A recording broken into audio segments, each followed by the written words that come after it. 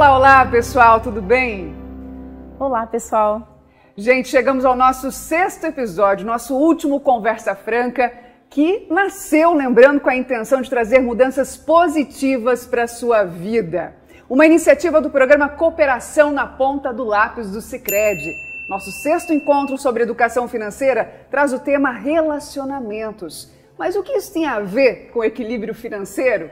Quase tudo, não é, Michele? E como, Thaís? Já entra aí mais uma virtude tão falada por Benjamin Franklin, a da tranquilidade.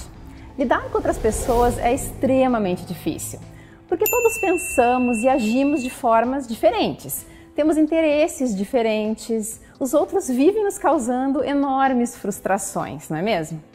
E ao mesmo tempo em que são essenciais para a nossa felicidade. Os relacionamentos são, na maior parte das vezes, a principal causa dos nossos piores tormentos. Não temos controle sobre as ações e os sentimentos dos outros. Por isso, os conflitos são inevitáveis. Mas nós podemos sim ter controle sobre a forma como lidamos com as desavenças, e é isso que determina se somos emocionalmente inteligentes ou imaturos.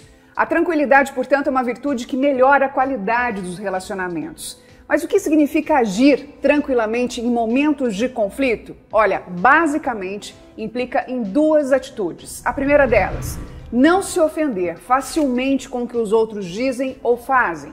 E a segunda, evitar ofender os outros. Sabemos que essas não são tarefas fáceis, gente. Mas ele pode nos ajudar a clarear as ideias. Eu quero chamar agora para o nosso bate-papo para debatermos relacionamentos versus dinheiro, o Gustavo Arnes, idealizador do Congresso Internacional da Felicidade e também cofundador do Centro de Estudos de Felicidade. Seja muito bem-vindo, Gustavo. Salve, salve, Thaís, Michele. Que alegria estar aqui com vocês, elaborando um pouquinho mais sobre o tema. Então, Gustavo, a gente está falando aqui de felicidade, de manter a tranquilidade quando o assunto é dinheiro. E essa não é uma tarefa muito fácil para muitas famílias. De que maneira a gente consegue adquirir essa sabedoria? Porque é uma sabedoria, não é? Realmente, esse é, de fato, sempre um grande desafio. E talvez nesse momento de pandemia esteja ainda mais premente olharmos para essa questão de como é que nós nos relacionamos com o dinheiro e como é que nós podemos buscar tranquilidade nessa área financeira. A tranquilidade enquanto virtude, como vocês bem trouxeram nesse estudo do Franklin, ela de alguma forma se conecta com os estudos da ciência da felicidade, porque a psicologia positiva, que é hoje um dos principais pilares dessa recente ciência da felicidade, mas já também com algumas décadas de estudo no campo científico, tem um estudo muito interessante sobre as virtudes e forças de caráter, onde foram se buscar historicamente nas principais correntes filosóficas, as principais civilizações de toda a história da humanidade, se existiriam um grupo comum de virtudes valorizadas ao longo do tempo. E encontrou-se sim esse grupo de virtudes. Os estudos do Benjamin Franklin até fizeram parte, porque boa parte dos estudos são elaborados nos Estados Unidos. No nosso cérebro, a área responsável pelas decisões de longo prazo, pelo planejamento, e então, inclusive, pela contenção dessa impulsividade é o córtex pré-frontal. E quando nós estamos muito cansados, muito estressados, muito ansiosos, o que de certa forma é um estado bastante natural nos dias de hoje, o que acontece é que o córtex pré-frontal ele é como se fosse desativado, porque outras áreas do cérebro entram em ação justamente para que a gente tome decisões rápidas, no sentido dessa compreensão de que estamos em perigo. Quando nós nos sentimos ansiosos e estressados, o nosso cérebro compreende que ele precisa reagir rapidamente. Então, justamente nesse momento, quando nós mais precisamos dessa área do cérebro que nos auxilia no raciocínio elaborado e de longo prazo, ela está sequestrada, ela não está operando. Então, é muito importante que a gente consiga encontrar um estado interior de mais calma, de mais tranquilidade, como nós estamos abordando aqui, justamente para que essa área importante do cérebro esteja disponível para nós, para que a gente possa tomar essas decisões de longo prazo que vão nos favorecer. Então, encontrar esse estado de calma é muito importante. E aqui eu preciso dizer, porque quando a gente conversa com os empresários sobre calma, normalmente eles associam isso a uma ideia de lentidão ou a uma ideia de ter que ter muito tempo disponível, o que não é uma realidade para a maioria dos empresários no dia de hoje. Então, a gente precisa desmistificar um pouquinho essa ideia de calma. Um estado de calma, um estado de tranquilidade interno, ele não tem nada a ver com as questões externas. Eu posso fazer tanto quanto eu faço atualmente, ou até mais, e melhor quando eu encontro esse estado de tranquilidade interior. Porque aí eu tô no centro das minhas emoções. Eu não sou levado por elas, né? Como num tornado, como num furacão, onde eu sou arrastado pelas pendências do dia, pelos incêndios e me sinto ansioso, me sinto nervoso, me sinto estressado, corro de um lado para o outro. Eu posso resolver tudo que eu tenho para resolver, encontrando um estado de tranquilidade interior, onde eu tenho mais foco, mais atenção, e estão disponíveis para mim essas áreas do cérebro que vão exatamente me ajudar a tomar as melhores decisões. De acordo com a neurociência, é possível a gente treinar o nosso cérebro para ter essa tranquilidade a partir justamente da consciência, não é? De que a gente está ansioso, que está estressado e não está conseguindo raciocinar direito. De que forma a gente faz isso no dia a dia, Gustavo?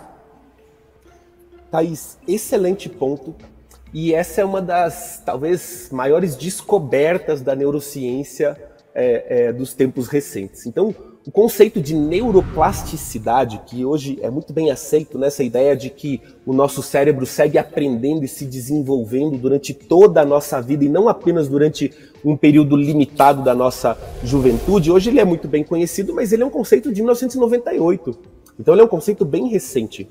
E o que a neurociência hoje compreende é que, inclusive, a felicidade é um estado que pode ser praticado, que pode ser treinado. Ou seja, a felicidade é também uma habilidade. O nosso cérebro pode ser treinado para tudo aquilo que a gente precisa. E a primeira coisa que nós precisamos nesse sentido é de uma compreensão teórica. Então, nenhum de nós passou por nenhum tipo de estudo formal acerca de como lidar com as nossas emoções, por exemplo. Como lidar com o medo, como lidar com o estresse, como lidar com a ansiedade. Não passamos por nenhum estudo formal sobre bem-estar e felicidade. São estudos realmente bastante recentes que precisam entrar na nossa pauta de alguma forma. E como você bem colocou, o primeiro ponto é essa autopercepção. Eu preciso perceber que eu estou num estado de agitação mental. Preciso perceber que eu estou num estado de ansiedade ou até de estresse que nesse momento não estão me permitindo tomar as melhores decisões para o meu negócio. E o que eu posso fazer quando eu percebo? O exercício mais básico, mais simples e mais rápido é o da respiração, né? Respirações diafragmáticas, quer dizer, o nosso estômago é ele que precisa encher e esvaziar de ar. Quando nós estamos estressados, ansiosos, nervosos, a nossa respiração vai ficando mais curta, mais alta e muito presa aqui no tórax. E o que está acontecendo é que nós não estamos oxigenando bem o nosso cérebro. Então, quando você se perceber nesse estado de agitação, tira um minutinho, senta em algum lugar mais calmo, mais tranquilo, 1 minuto de respirações conscientes, ou seja, você está prestando atenção na sua respiração, na forma como o ar entra e sai das suas narinas, como a sua barriga incha e esvazia de ar, e você está novamente pronto num estado um pouquinho mais calmo. Com prática isso vai acontecendo com cada vez mais velocidade, mas esse exercício da respiração é o exercício mais básico e mais rápido que pode ser feito para que a gente neuroquimicamente alcance um estado de mais tranquilidade interior, que, de novo, né, nos possibilita tomar as melhores decisões para os nossos negócios. Então, gente, tudo isso está no nosso organismo, são mecanismos que o nosso corpo permite que a gente use. Então vamos usar. Gustavo, a gente já volta a conversar, não é, Michele? Agora eu quero contar para vocês uma parábola que o Franklin escreveu. Nesse texto fala-se da importância da disposição de esquecer e de perdoar, e o quanto isso é fundamental para os bons relacionamentos. Para ilustrar os benefícios dessa capacidade, Franklin elaborou a seguinte parábola.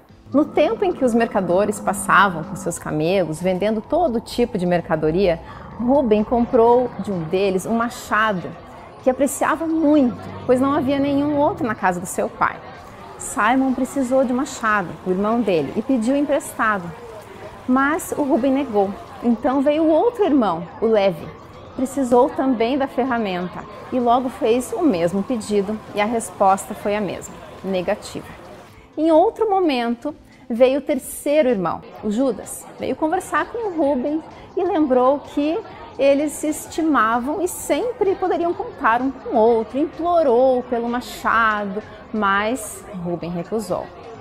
Não muito tempo depois, o dono da ferramenta foi cortar uma madeira perto de um rio quando seu machado caiu e foi levado pelas águas. Ele correu, procurou por toda parte, por toda aquela área e não conseguiu encontrá-lo. Seus 3 irmãos haviam juntado dinheiro nesse tempo e enviado aos mercadores por meio de um mensageiro, cada um adquirindo o seu machado. Rubem, frustrado por não ter conseguido terminar o seu trabalho, foi correndo pedir a Simon um instrumento emprestado. E a resposta, vocês já podem imaginar, foi imediata. Você não me ajudou quando eu necessitava. Agora eu também não vou te emprestar o meu. Então ele foi pedir ajuda de Levi, que disse a mesma coisa. Quando eu precisei emprestado, você não me deu. Então eu vou ser melhor que você. Tá bom, pega aqui o meu. Sentindo-se humilhado, então, Rubem virou-se para o Judas, que, ao ver a vergonha estampada no rosto do irmão, falou: eu entendo a preocupação que lhe trouxe a sua perda, mas isso não deveria lhe incomodar, pois eu também tenho um machado, que serve para mim e também serve para você. Use como se fosse seu, Rubem. Rubem abraçou o irmão que tinha uma alma de rei e respondeu: sua gentileza é grande, mas maior ainda é sua capacidade de perdoar. Agora vamos voltar à nossa conversa com o Gustavo.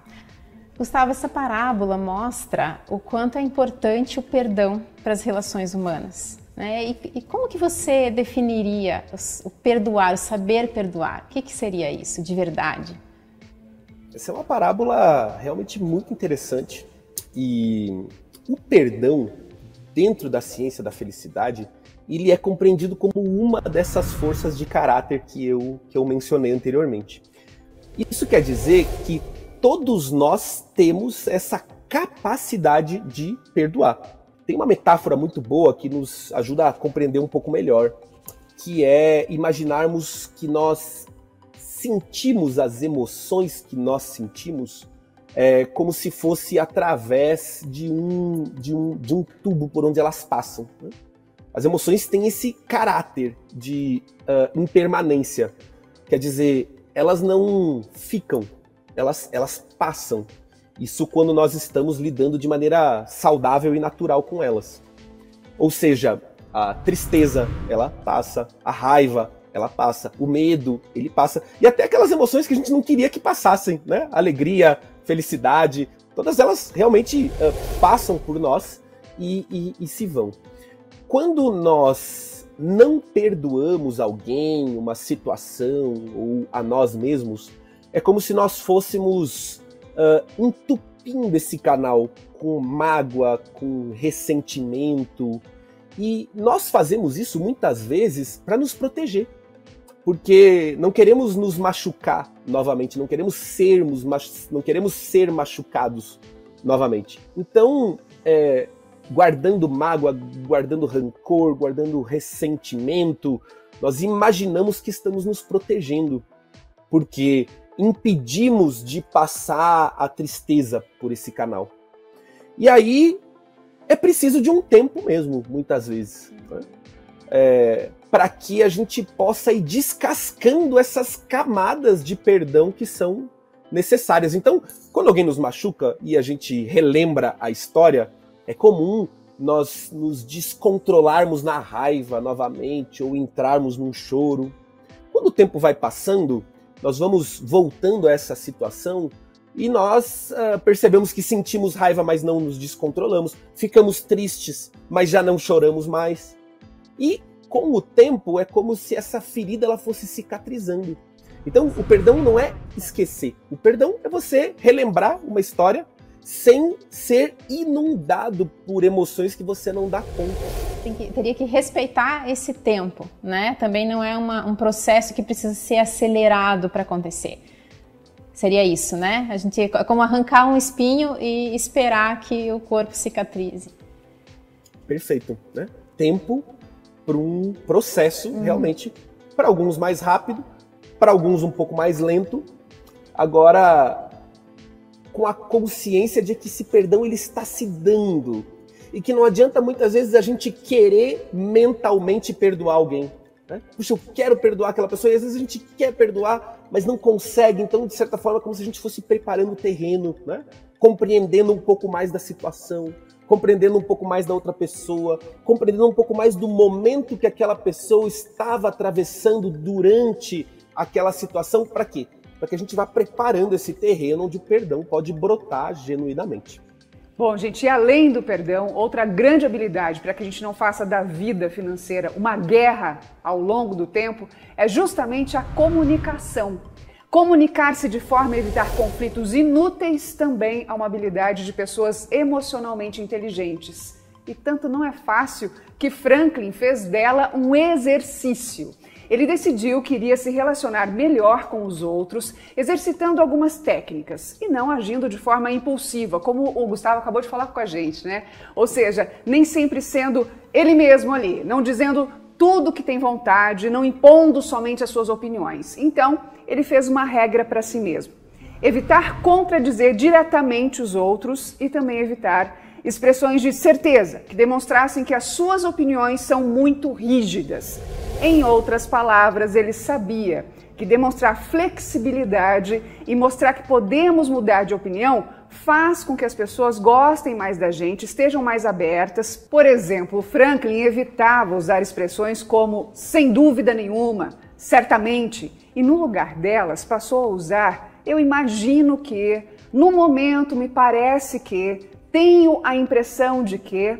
Quando não concordava com alguém, ele falava coisas como em certas circunstâncias essas ideias seriam perfeitas, mas no momento eu penso que. Olha quanta coisa para a gente usar no dia a dia. Na verdade, ele adorava discordar das outras pessoas, né? Para ele, discussões e debates eram um prazer, pois ele sabia argumentar muito bem. Afinal, os filósofos aprendem a fazer isso como ninguém. E discutir como um bom filósofo e sair com a sensação de vitória não é algo fácil, não. Mas por mais que ele gostasse, ele percebeu que apresentar as opiniões de forma muito radical ou fazer as pessoas perceberem o quanto as ideias delas são tolas não trazia nenhuma vantagem nessa comunicação, além de um curto momento de prazer que ele tivesse ali por conta do ego dele. Essa mudança na linguagem, o simples uso de palavras diferentes, além de tornar a conversa mais agradável, evitava contradições, discussões infindáveis. Para o Benjamin Franklin, era como puxar uma corda. Quanto mais você puxa de um lado, mais o oponente vai puxar do outro.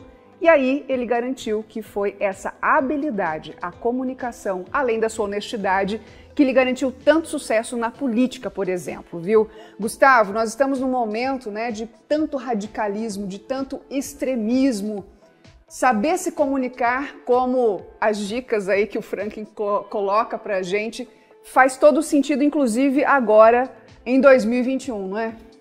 Tão atual, né, Thaís? Que coisa incrível. Puxa, estamos vivendo aí um momento de extrema polaridade, onde realmente perdemos a capacidade de nos comunicar com o outro sem que seja necessário essa defesa, né, de pontos de vista, das nossas certezas, e mais do que isso, muitas vezes de querer empurrar as nossas certezas goela abaixo do outro, né? Então, essas dicas de comunicação, elas são excelentes, elas são, nesse momento que nós estamos atravessando, fundamentais para que a gente possa estabelecer o diálogo. E eu quero aproveitar e recomendar aqui também os trabalhos do professor Marshall Rosenberg na comunicação não violenta, que percebe que a nossa forma natural de comunicação, até conosco mesmo, com os nossos familiares, com os nossos amigos, com os nossos entes queridos, muitas vezes é violenta e nós nem percebemos, né? Que dirá num debate como esse que você citou, que é tão importante na nossa construção de democracia, inclusive. Exatamente. Se a gente põe dinheiro, né? Estamos falando aqui de dinheiro, né, pessoal? De vida financeira, de educação financeira. Se eu não tenho a escuta ativa também, Gustavo, a gente perde o jogo, né? Tanto um lado como o outro, porque no final das contas, o que a gente guarda depois é muita mágoa e não há uma conversa. Muito bem lembrado, né? Estamos falando aqui de um estado, inclusive, de qualidade de presença, né? Onde realmente eu estou aqui consciente no momento presente, escutando ativamente o que o outro está me trazendo. Quer dizer, dando o espaço interno para receber aquilo que o outro traz, sem julgamento, sem necessariamente ter que ter uma opinião sobre, e claro, né, focado no que o outro está me trazendo, sem estar ao mesmo tempo no celular, ouvindo a televisão ou qualquer outra coisa do tipo. Gustavo, os bons relacionamentos ajudam na nossa vida financeira? Sem dúvida. Os relacionamentos, né? Hoje os pesquisadores da ciência da felicidade são categóricos em afirmar que se nós tivermos que elencar um componente como o mais importante para a nossa felicidade, seria os nossos relacionamentos. Ou seja, investir tempo, investir energia, investir o nosso foco de atenção na construção de relacionamentos saudáveis, vai se reverter fortemente na construção do nosso bem-estar como um todo. E é claro que, nesse sentido, a questão financeira entra como mais um ingrediente de complexidade, né? Porque é um tabu realmente na nossa sociedade, mesmo dentro das famílias, mesmo dentro de relacionamentos íntimos, é um assunto bastante complexo, bastante complicado. E por que, na tua visão, Gustavo, isso ainda é um tabu? Até eu quero conversar com o nosso público aí. Na sua casa, você costuma falar sobre dinheiro? Ou naqueles momentos, né, Gustavo, a gente vai se casar, ou no momento que alguém falece, né, alguém morre, a gente há uma perda na família, e geralmente a gente tem que, assim, se virar nos 30 para conseguir controlar tudo o que está acontecendo. Por que ainda hoje a gente age dessa forma, Gustavo? Será que a gente adia o que é importante? O fato é que nós temos um modelo o qual normalmente seguimos, que é o modelo dos nossos pais. Então, a forma como os nossos pais lidavam com o dinheiro, muitas vezes é a forma como nós mesmos lidamos com o dinheiro. Então, e até interessante, né, Michele, que às vezes a gente tem a completa noção de que a gente está repetindo o padrão nocivo. Com certeza. Né? Repetindo um padrão familiar que já prejudicou a história da nossa família e a gente continua fazendo. É difícil, né, quebrar, Michele? né, e mudar.